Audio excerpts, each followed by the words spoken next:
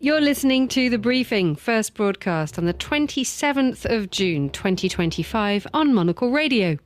The Briefing is brought to you in association with ADIS.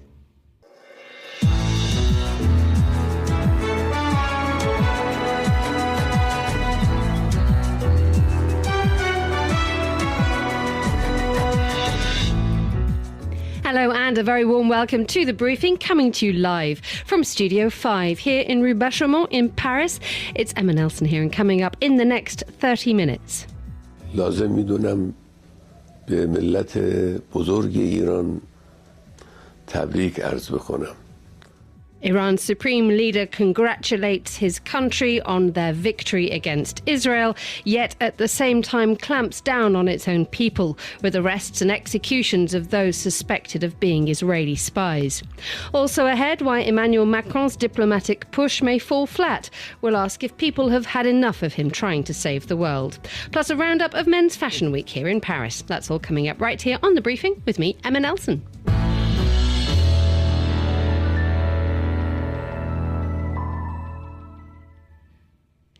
Yesterday, Iran's supreme leader declared victory over Israel. Now the campaign shifts focus to the domestic scene. There are reports of a significant crackdown against Iranians suspected of being Israeli spies. To tell us more, I'm joined now by Francis Collings, Paris-based foreign news correspondent in Studio 5. Welcome back to Studio 5, Francis. How's it going?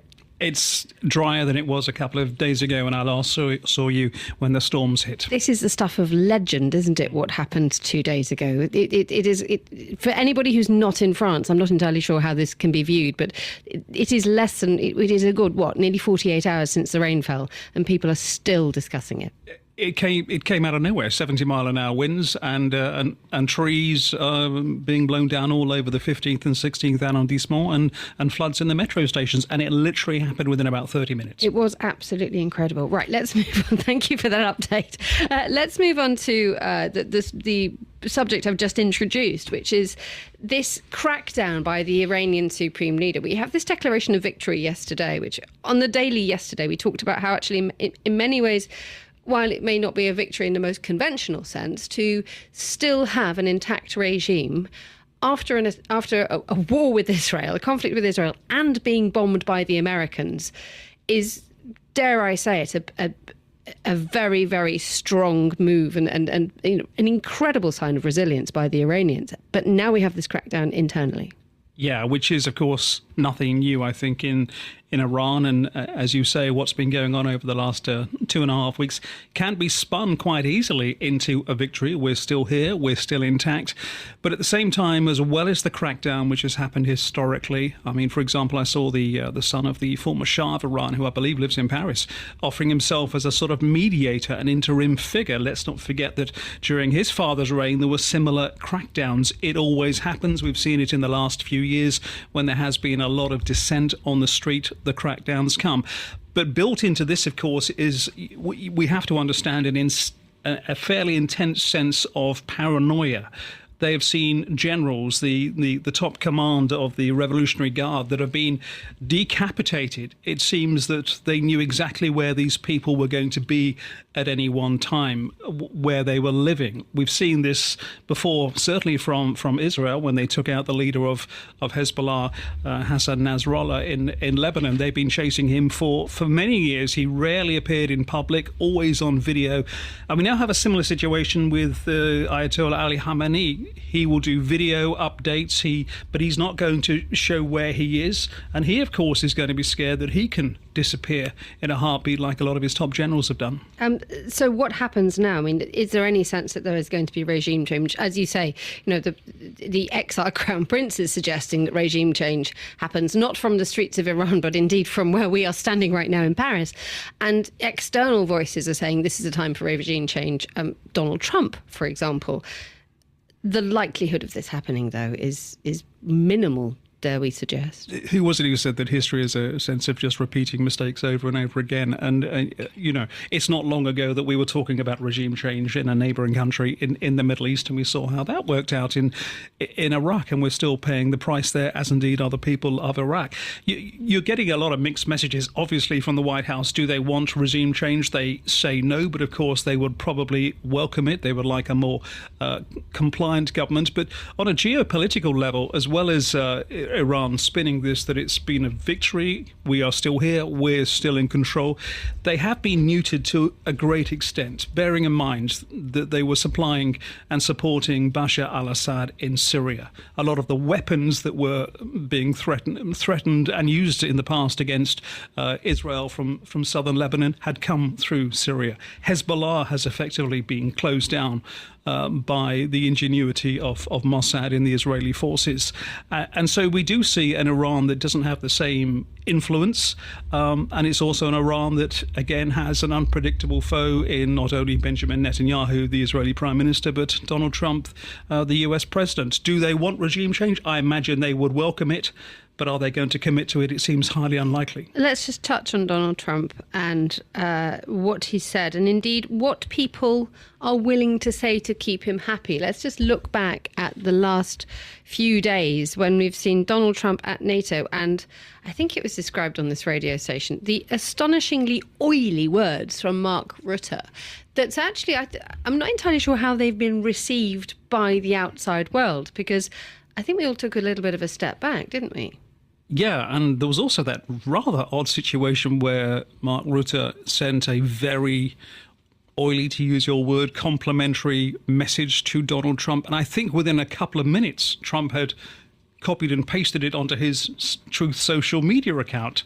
So what was effectively a private message, although I think Rutte is clever enough to know that it could be leaked, was pumped never out. Say anything internally that you don't want the whole world to hear. Exactly. It was pumped out straight away. And then there was the talk of from Rutte of Trump being the daddy when it came to what's going on between Iran and Israel, and everybody needs a daddy. There is this obsequiousness at the moment in regards relations with Trump, but is there an understanding as well? Is there a sort of general feeling that Europe and NATO and people like Keir Starmer, the UK Prime Minister, have to be this way? That this is really the only way you are going to get anything out of Trump, the only way you're going to stay in his good books? I mean, I've noticed as well, and I saw a clip of Benjamin Netanyahu, the Israeli Prime Minister, the other day. The way he was speaking was very much Trump-esque. I couldn't give you the precise quote, but it was almost like Trump was saying this was a big, beautiful attack. He was reflecting what Trump normally says when he describes anything. And I think this is something which perhaps Europe is accepting. We have to behave this way. And then you get the odd, dissenter like the German Chancellor when he turned up at the White House and brought the immigration and birth certificate of Trump's grandfather from Germany. So perhaps it's a necessity. Perhaps we are accepting the necessity of behaving in this certain way. Francis Collins, it's been a pleasure to have you in the studio here in Paris. Francis is a Paris-based foreign news correspondent here in the French capital. You're listening to The Briefing live from Studio 5 here in Paris with the time at 8 minutes past 1, 13:08. Here's Tom Webb with the latest headlines. Thanks, Emma. The US has struck a deal with China to speed up rare earth shipments, aiming to ease trade tensions. President Trump confirmed the agreement, but hinted another deal with India could follow. Talks in May saw China agree to lift some trade restrictions, though details remain unclear. Canada's Senate has passed a major bill giving Prime Minister Mark Carney powers to fast-track key economic projects. The law lets the cabinet bypass parts of federal rules to push through developments. Critics say it could silence Indigenous and environmental voices. And the famed food critic Chua Lam has died aged 83 in Hong Kong. His family says he passed peacefully with loved ones by his side. Lam was known for his writing and TV shows across the Chinese-speaking world. Those are the day's headlines. Back to you, Emma. Thank you very much indeed, Tom. I'm not letting you go, actually, because you're standing next to me in Rue Bachamont. And you've grabbed yourself a copy of our new scent as well. Well done. He's clearing he's clearing the shelves, ladies and gentlemen. How's the last week been? Tom has been I've been his wingwoman for the last 5 days, and it's been an absolute pleasure. And you have stewarded the Monocle output from Studio 5 with aplomb, passion, and thank you so much. A quick word from me. Oh, thank you. It's been a huge pleasure. And actually, if you search Live from Paris, you'll get all of our programmes. And there will be 10 in total. We have one more after this. And got very used to the rhythm of Paris. Really enjoyed being here. The city is so busy, not least it being Paris Men's Week. But the weekend before, it was Fête de la Musique, and then it's Pride this following weekend. So we're back to back. The streets are busy, and I am holding our new fragrance. I am putting it back on the shelf, Emma. There is a tester. I don't know if you can smell it on my skin. I can. This is no use for radio. This is no use for radio, but I can tell you it's scent number 5. It's called Syros, and it's a beautiful dry scent, and it's supposed to evoke the rolling lands of the Eastern Mediterranean. And we are speaking to the nose behind it later on this week. Excited about that. I can't wait to speak to the nose. I think the rhythm for you was an excellent lunch after a programme. And we haven't dallied too long on the terraces of Paris, but there has been that celebration of a proper meal at a proper time, which is, I think, something that I think we may need to revisit a little bit more thoroughly back in London.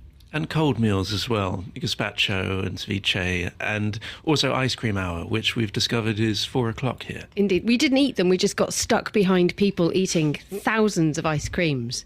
It was one of those things. It's not even goûter. We've gone full scale cornetto. Tom Webb, thank you so much. Now let's stay in France, but look at the way that France is positioning itself on the world stage, or rather France's President Emmanuel Macron. And one wonders what role France is currently trying to play in solving the world's problems. Emmanuel Macron seems to be taking the task upon his own very neat shoulders. This week alone, he has urged Iran to keep ties with the International Atomic Agency, the IAEA, and he's also called on Donald Trump to demonstrate unity on all fronts, particularly on trade, and tried and by all accounts failed to grab a word with the US President at the NATO summit. Florence Biedermann, journalist, political analyst, joins me now. Hello, Florence. How are we doing?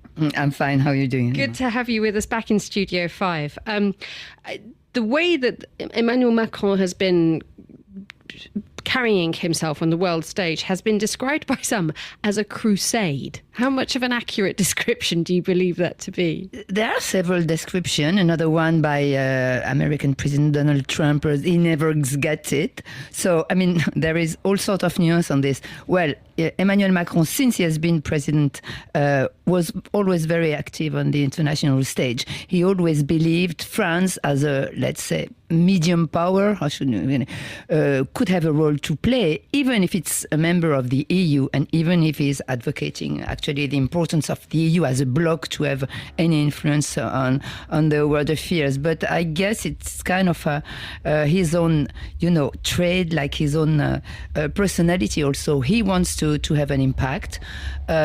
In the last years, honestly, you cannot say he has been very successful. He tried, for example, to put himself as a possible mediator in the Ukraine-Russian war, with this, let's say, unfortunate word at one point, just after the invasion of Ukraine by President Vladimir Putin of Russia. He said Russia shouldn't be humiliated, meaning there was maybe kind of a diplomatic approach to the crisis. You could mellow Vladimir Putin, whatever. I mean, it of course didn't have any influence, and he was very much criticized. Also because it's kind of a go-alone attitude, like some member states in the EU are not very happy with this.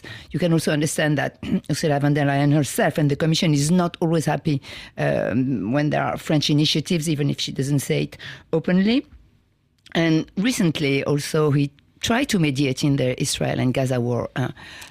He acknowledged the fact that the conflict was kind of insoluble, and he decided to push forward the idea of recognizing the state of Palestine. This is also something that is in the air in France since decades, kind of a diplomatic tool to put pressure on both sides. I don't know. Whatever. He had planned this conference supported by Saudi Arabia, who is an important player in the area.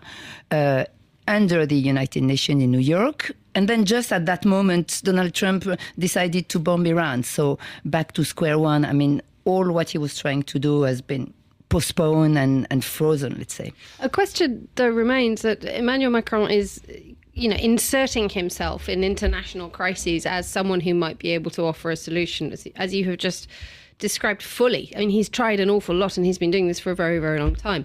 One wonders how welcome this is. Are there people literally ringing up saying we have a problem, we need Emmanuel Macron here? Or is this the momentum being driven from Monsieur Macron himself? Certainly from himself. I have not heard of anybody, calling him like either Donald Trump or Vladimir Putin or Benjamin Netanyahu or the Iranian leaders. No, I mean, he is trying to play a role. What is important also, like in his second term as president now, he lost his majority. And on the political internal scene, like he doesn't play much role. He's not that relevant anymore because of his lost majority.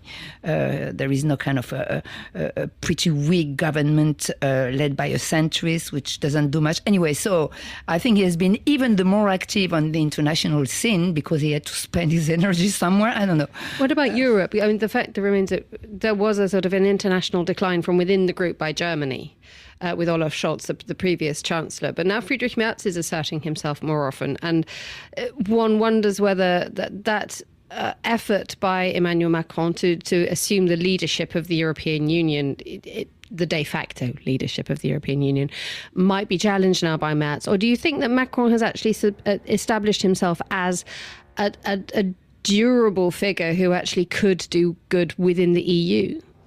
Well, he will be a durable figure. France is definitely one of the important countries in the EU. You don't see any leadership by him, especially right now. I mean, let's say on the international scene, because also of the trade war between the US and Europe. I mean, there are many things that he cannot tackle personally, that the EU itself has to deal with.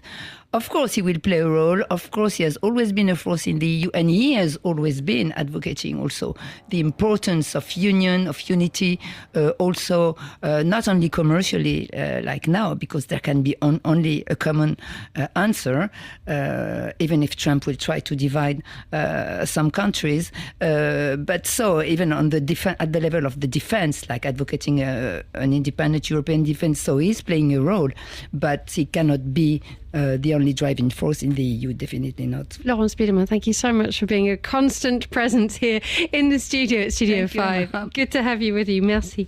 That was Florence Biedermann, journalist, political analyst and regular voice around the microphones here at Monocle Radio. You're listening to The Briefing live from Paris.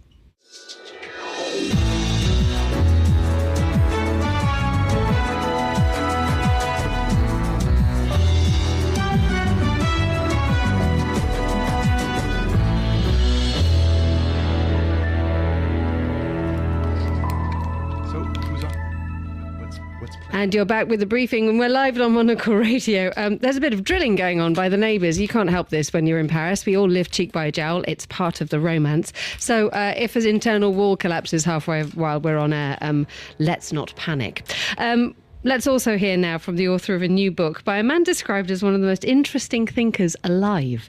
Justin Smith-Rouillou is a professor of history and philosophy of science at the Université Paris-Cité, and he's also the author of On Drugs, Psychedelics, Philosophy and the Nature of Reality. He's just joined me in Studio 5. Hello, Justin. Hi, thanks for having me. And I'm assuming that nothing has been taken before we do this interview. No, I work very, very clean. Excellent. I'm very glad to hear it here at Monocle Radio. We like to keep it clean. Okay, so we have this book called On Drugs. Enormous title. Mm-hmm. And it begins in a cannabis dispensary in California, which is not a place that many of us would find ourselves, dare I say it. So talk us through it. Sure. Well, first of all, On Drugs is a play on words, right? The on is sort of the English equivalent of the Latin de, right? It's supposed to indicate a kind of treatise in philosophy of the sort you would find in the Middle Ages. But it also means, of course, someone who is on drugs, right? So I hope people catch the double entendre there. Which has been eloquently explained, so thank you very much for that, Justin. So it's both a personal kind of memoir and an exploration of a real philosophical problem. My primary interest is in understanding what is significant about the relationship we have to the external world when we're under the influence of certain substances. In my own life, I had a few experiences in my, let's say, early adulthood, and then several decades of nothing. And then I reached a crisis as I was approaching 50, and I thought, why not do some mushrooms? And most people buy a car. I know. The result of it for me was really profound because I am a career philosopher. And all of a sudden I thought, wow, there are so many things I had not considered for my entire career. When you were on drugs, the things that you had not considered, were they actually any good?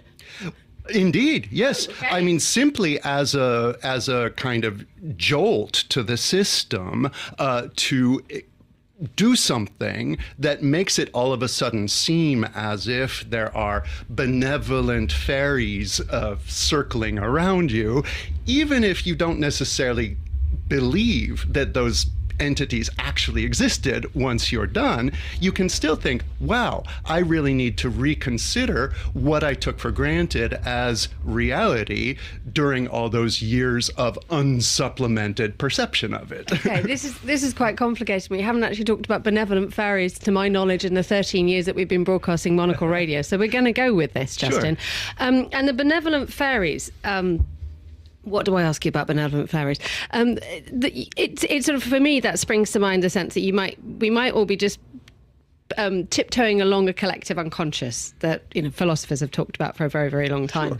That we have everybody has a benevolent fairy like swimming around somewhere. Sure. But you need drugs to get through them. I mean, how do you harness your benevolent fairy to help you get through your day when you're absolutely clear-minded? Well, I don't know that I should have started with the benevolent fairies because there are a few really should. There are a few other really significant effects of taking certain substances. One of them is a profound sense of unity. Another is a profound sense of the illusoriness of time, of the insignificance of death. All sorts of experiences that fundamentally kind of shift your compass in this world in a way that has, unlike certain substances like, say, alcohol, where you wake up and you're hungover and you regret it, in the case of psychedelics, what often happens is that you're no longer under their influence, but there is a kind of potentially lifelong afterglow, and such that you have a kind of before and after apperception of reality. I think I must step in at this moment and say that, as far as I can tell, Monocle Radio's position on the taking of controlled drugs is generally stick to the law, kids. Oh, yeah. But yeah, me too. By the way, me too. Yeah. Good. Glad we got that straight. But there's something else I wanted to talk to you about as well, which he's written about in the past, which is something which possibly here at Monocle we are quite open to, which is what you've called as the joys of appropriation. Oh, yeah. When you pick up the habits of another culture. Oh, now Monocle, we are super global. Oh, yeah. And we cherry pick the idea of a good glass of French wine, a nice dip in an Italian sea, sure. That, and in a beautifully laid out Tokyo apartment. That kind of stuff is something that we are very good at magpieing. Mm-hmm. What is the broader benefit of having that magpie mind?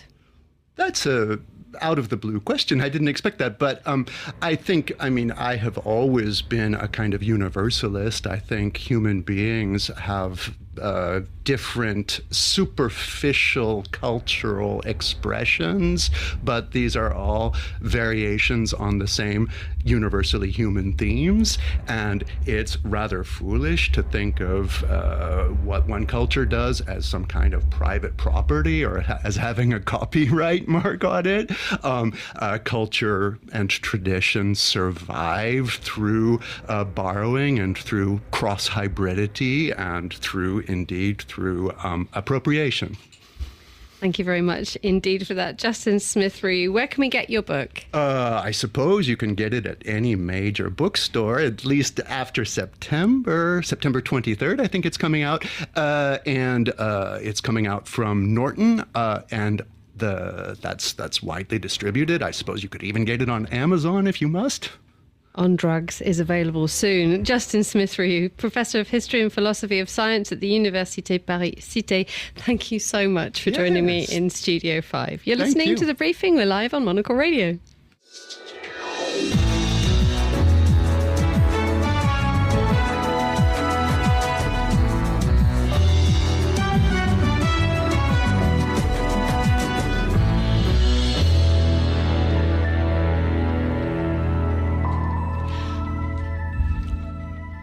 Finally on today's show, a bit of shuffling around of the microphones in among the sound from line 3 below us here at 16 Rue Bachamont, that's the metro, and also someone started drilling. Paris is alive, ladies and gentlemen, and it is alive with fashion as well. Monocle's fashion director is in the studio. It is quite a place at the moment, isn't it? The whole of Paris seems to have turned into a crazy, beautiful catwalk. It's true, and there's never a dull day, Emma. Like you say, there's so many things going on, from the shows till the presentations and the events that go on into the late night. So we've had quite a fun few days. Have you enjoyed yourself? I have, yeah. Okay. The heat didn't make it as easy as it usually is, but I think we still managed to have a great time. So effectively, Natalie has been doing Paris Men's Fashion Week for us. So you've been doing all the heavy lifting, and you've been dashing from A to B to there to the other. Huge names and hugely significant shows happening this week. Should we start with Dries van Noten, a brand new creative director, and dare I say it was rather lovely.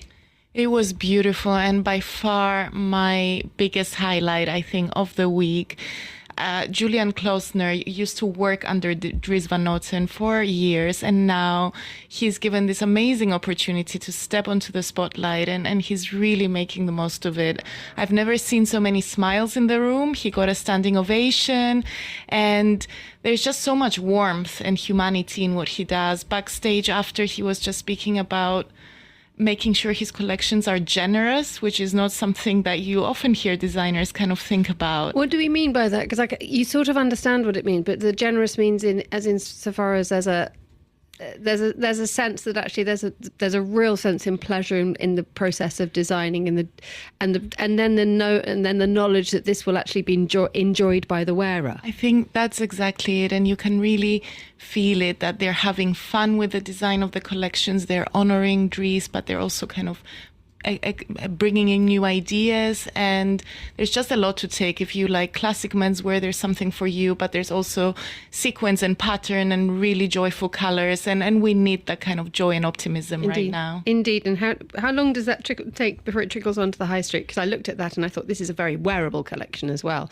and people will need to take note of this very fast, because there will be a real appetite for what's happened. I think so. I think by next summer we are going to see all those colors and those patterns trickle down the high street, and people kind of maybe leaving the beige and the grays aside for a while and embracing brighter colors. We look forward to that. Your next top pick from the last 5 days? I would say it would be the Wales Bonner show. Grace Wales Bonner is an incredible designer. She started in London and she was celebrating 10 years. And she did that with a beautiful show in a library in the 5th arrondissement. And it was a small, quite intimate show. Everybody was boiling, but they still made sure that they were there to experience it all. She is quite an intellectual, so she spoke about kind of like collecting memories and travel, and also paid homage to British craftsmanship and traditions. And she worked with traditional knitwear manufacturers like John Smedley. So it was really interesting to see it all come together, and also see a young designer who kept her independence but also found a way to make it work through these bigger partnerships with Adidas and Y3, which has kind of given her a lot more recognition. And indeed, this show, a little bit like Dries van Noten, but perhaps pushing it a little further, had that sense of adventure, yet at the same time you could immediately see its wearability. Absolutely. And I think that's what people are looking for. They need some depth, they need stories, but the clothes can't be completely divorced from reality. You have to also think about your customer and what they need. And I also think that's why the Japanese brands are having such a big moment, which was another highlight of mine, starting the week with Orally, a Tokyo-based brand that we love and has become such an important moment of the Paris schedule. All the editors are there, all the important buyers, and it's the perfect wardrobe, but done really thoughtfully. And there's a lot of research that goes into the materials, and everyone was just mesmerized and making personal shopping lists, I think. And indeed, the fact that there's that wonderful synergy that I think only Paris can offer Japanese brands. There is something that when you think about what Paris does, you can actually sort of absorb the Japanese style quite neatly into it. Absolutely. It's the one city where there's so many layers. Yes, you've got the big French heritage houses that do those larger than life shows, but you can dig deeper into the Japanese brands that are having their own kind of corner of the market. There's young designers, a lot of British designers like Grace Wills Bonner. So it's lots of different things going on. You talked about heritage houses. It would be absolutely remiss of me to talk about not to miss Jonathan Anderson at Dior. The paper's describing it as an absolute baptism of fire. It's a hard moment for J.W. Anderson, isn't it? It's true. The show is happening in a few hours, so we'll know what his vision really looks like very soon. But it is the most anticipated show, and there's a lot of pressure on him to deliver. But I would say that if someone can do this job, it's kind of around 18 collections a year just for Dior, between men's, women's, couture. But he's shown incredible kind of stamina. He has such a strong vision. So I'm kind of really believe that he can do it. We shall all look at that. Finally, let's touch briefly on what happened on Wednesday night. The legendary tempest that you and I were caught in. That was a moment that we will remember, even though it was wonderful, as pleasant at the time. But yeah, I mean, the initial idea was to go and see Acme Studios' new gallery space in the Palais Royal, which was very beautiful. We're having drinks at the garden, and then the skies just opened and we got caught. I mean, you were very brave with your umbrella, trying to kind of brave the weather and find us a spot to eat, but we just ran away. You didn't just run away, you said goodbye first. Natalie Theodosi, as if the heavens have opened now, we're going to have to say goodbye. Thank you so much for joining me in Studio 5, and thank you for joining us all week in Paris. That's all the time we have for today's edition of The Briefing, live from Studio 5. The warmest of thanks to all my guests, and to our producer and newsreader Tom Webb, and our studio manager back in London, Steph Chungu. The Briefing's back on Monday at the same time, but the microphones are being packed up and taken back to London. But for now, from me, Emma Nelson, goodbye. Thanks for listening. Our final programme from Paris is the Monocle Daily. Hope you can join me for that. Until then, goodbye.